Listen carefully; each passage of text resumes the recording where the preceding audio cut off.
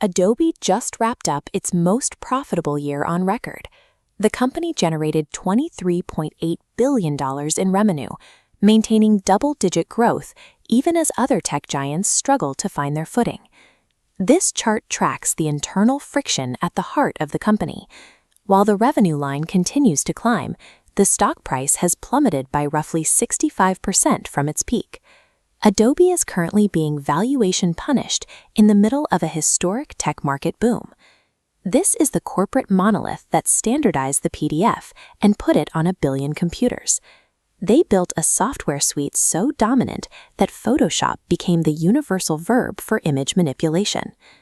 Market analysts have recognized a structural vulnerability in these record-breaking billions. They represent the absolute peak of a predatory extraction cycle, a financial trap that is finally showing signs of collapse. This disconnect stems from a shift towards rentier capitalism. This occurs when a company stops generating wealth by selling innovative products and begins extracting it by controlling access to essential professional tools. Economist Yanis Varoufakis describes this as techno-feudalism. In this model, tech giants operate like digital lords, building enclosures where creators are forced to pay ongoing rent rather than owning the tools of their trade.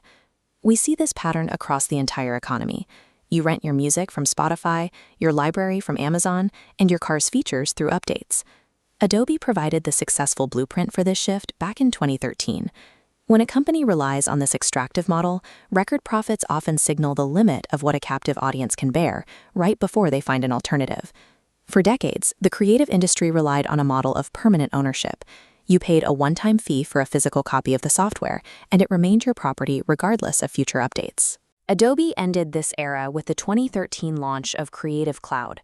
They killed the option to buy software outright, forcing every professional designer and photographer to rent access to their own creative tools every single month. The long-term cost to the user is staggering.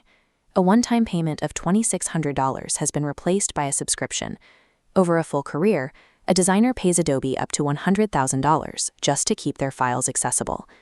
This pivot transformed Adobe's balance sheet. Since the 2013 transition, their annual revenue has ballooned from $4 billion to over $23 billion. Maintaining this rentier model required the total elimination of competition. Adobe spent years acquiring and shuttering rivals, most notably the $3.4 billion takeover of Macromedia, which permanently removed freehand from the illustration market. The subscription model thrives when a user's entire life's work is locked in proprietary formats. For many, the cost of leaving Adobe means losing access to years of creative files, turning their professional software into a digital enclosure. To maximize returns from this captive audience, Adobe employed restrictive interface designs. New users were funneled into a pre-selected plan called Annual Paid Monthly, which mimicked the appearance of a flexible month-to-month agreement. In reality, this was a binding one-year contract.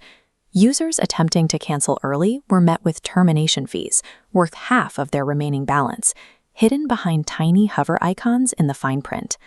These dark patterns eventually drew federal scrutiny. In 2024, the Department of Justice and the FTC sued Adobe for trapping customers with hidden fees, leading to a $150 million settlement.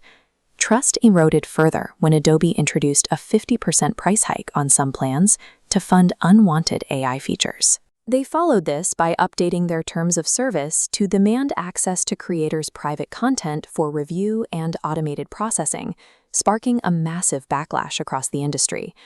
Adobe's recent strategy reveals a company that views its users as a resource to be harvested, rather than a community to be supported. The company's attempt to maintain its monopoly hit a wall in 2022. Facing a legitimate threat from the design startup Figma, Adobe attempted to purchase the company for a massive $20 billion. Global regulators in the US, UK, and EU blocked the acquisition to prevent Adobe from eliminating its most dangerous competitor. The deal's collapse forced Adobe to pay Figma a $1 billion breakup fee, effectively funding their own rival's future growth. For the first time in decades, high-quality alternatives are flourishing. Canva's acquisition of the Affinity Suite has created a free path for students and nonprofits, while DaVinci Resolve is pulling professional video editors away from Premiere Pro by offering a high-end experience without the monthly rent. Resentful users are finally finding the exit doors. The enclosure that kept creators trapped for a decade is fracturing as professional-grade competition returns to the market. Adobe faces a unique threat from generative AI. While other tech companies see AI as a new revenue stream, this technology devalues the specific skill scarcity that makes Adobe's complex software necessary. By integrating their Firefly AI, Adobe is cannibalizing its own business model. Users can now generate custom imagery with a text prompt, bypassing the need to pay for individual licenses from the highly profitable Adobe stock library. Investors have realized that Adobe's generative tools serve as a direct replacement for the very creative assets and specialized software they currently rent out. This suggests that their future growth may be significantly lower than their current record-breaking revenue implies. Adobe's 65% stock crash reflects a market that sees the end of a 10-year monopoly. When a company relies on forced subscriptions and legal enclosures, it becomes incredibly vulnerable the moment its customers are finally given a choice.